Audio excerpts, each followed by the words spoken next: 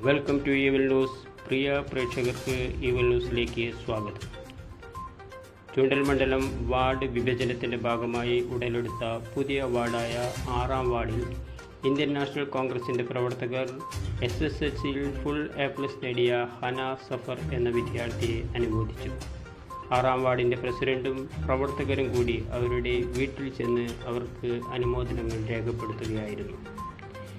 അലമിന school സ്ഥിതി ചെയ്യുന്ന 6ാം വാർഡിൽ വിദ്യാഭ്യാസപരമായ നേട്ടങ്ങൾക്ക് വേണ്ട പ്രവർത്തനങ്ങൾക്ക് മുൻതൂക്കം നൽകുമെന്ന് വാർഡ് പ്രസിഡന്റ് ഹബീബ് റഹ്മാൻ പറഞ്ഞു.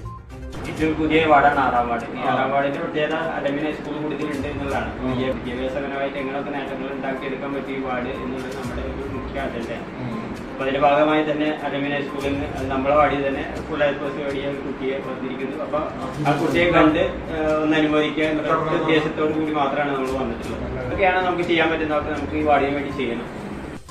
6ാം വാർഡിൽ നിന്നും ആദ്യമായിട്ട് ഫുൾ A+ നേടിയ ഒരു കുട്ടിയെ നമ്മൾ ആദരിക്കുകയാണ്.